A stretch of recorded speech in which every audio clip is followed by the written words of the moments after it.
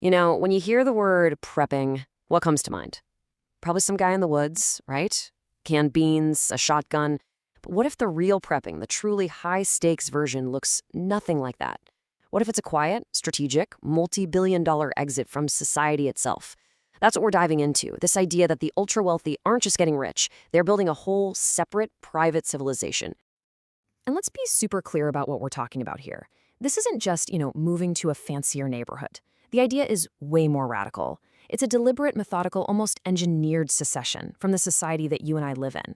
It's a calculated bet that our shared public world, well, it's not going to make it. This really breaks it down perfectly. You've got these two totally different realities emerging. On one side, you have the fortress. Think privatized everything, high-trust zones where you can literally buy safety and order. And then there's the wild. That's where public systems are collapsing, trust is gone, and chaos is kind of becoming the new normal. It's like society is splitting down the middle. All right, so here's our game plan. We're going to start with what this great decoupling actually is. Then we'll peel back the layers of this fortress, the physical, the legal and human, and the digital. And we'll wrap up by looking at the big picture, what it means to have a two-tier civilization. So first up, the Great Decoupling. And really, this goes way beyond just talking about wealth and equality. We're talking about the creation of totally separate parallel systems.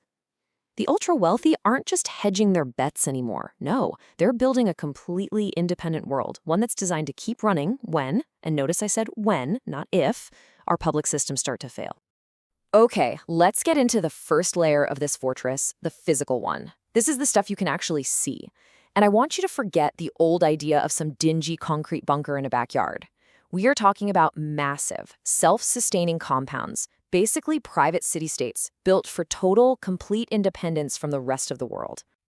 And just look at the level of defense we're talking about. These are not your average gated communities. I mean, places like Indian Creek Village in Miami, they have their own private police force and armed marine patrols on the water. Stone Creek Ranch has a single choke point entry. One heavily guarded bridge is the only way in or out. This isn't landscaping. This is siege architecture. But it's what's inside these places that's really mind-blowing.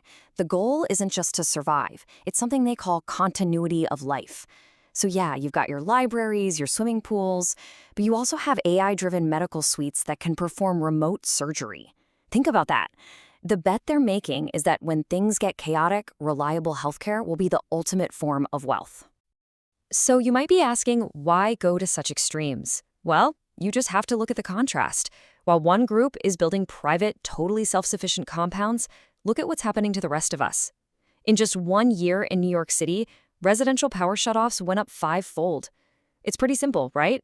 One group is building their own power grids because the public one is starting to flicker. And it's not just about failing infrastructure, it's about physical safety. This quote just makes it so real. It's not some abstract fear. You've got a city council member talking about a mob assaulting a private security guard and setting his car on fire. The takeaway for the wealthy is pretty clear. When 911 is overwhelmed or just doesn't show up, the only security you can count on is the one you pay for. Okay, so we've seen the physical walls, but the fortress has other layers, ones you can't see. We're talking legal escape hatches and, yeah, private armies. These are the invisible layers, but honestly, they might be the most important part of the whole strategy. And check this out. It's a concept called citizenship arbitrage. It's wild. Basically, the super rich treat citizenship like a stock portfolio. You need to diversify. So step 1, you grab a golden visa to get residency in a stable place like the EU. Then step 2, you straight up buy a second passport from a neutral country like St. Kitts. The logic? If your home country goes down the drain or locks down its borders, no problem. You just whip out your other passport and you're gone. So who's actually guarding these fortresses? And let me tell you, we are not talking about your local security guard. No way. These are residential security teams, and they're recruited straight from the most elite special forces on the planet. We're talking former Navy SEALs, British SAS, even Israeli Mossad. And get this, they're increasingly required to have combat medic training. Why? Because if the ambulance isn't coming, your bodyguard is now your trauma surgeon. All right, on to the last layer of the fortress, and this one is all digital. I mean, think about the world we live in. Doxing, ransomware, cyber kidnapping. Your fancy bunker doesn't mean much if someone can find you online. So this whole layer is about one thing, becoming a digital ghost. So how do you actually do that? How do you become a ghost online? Well, it's kind of a three-part playbook. First, you hire services to literally erase you from the internet. Then you have teams monitoring the dark web 24/7 for any mention of you or your family. And the final step is wild. You operate on air-gapped private networks. That means your computers are physically disconnected from the public internet and even from your own smart home devices. You're completely sealed off. Okay, so we've looked at the fortress, the physical walls, the legal loopholes, the digital shields. But building all this, it's not just a flex, right? It's a reaction to something. So the big question is why? Why now? And the argument is that it all comes down to a fundamental breakdown of trust. The deal, the social contract that holds us all together, is seen as broken. And man, you can see the cracks forming everywhere. Just look at this number. Over 7% of all credit card balances are now seriously delinquent. That's getting dangerously close to the levels we saw during the 2008 financial crash. For millions of people, the financial pressure is just becoming impossible. And that instability, that's exactly what the fortress is being built to keep out. And it's not just credit cards. It's hitting basic needs.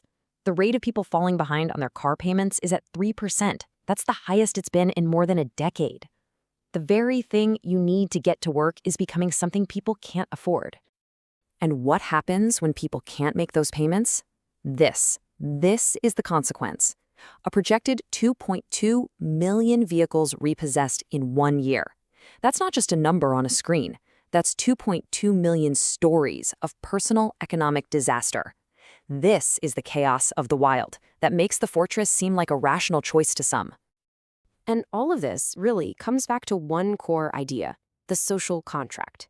It's that basic unspoken deal we all have. We obey the laws, we pay our taxes, and in return, the state is supposed to provide safety, working roads, and a fair shot for everyone.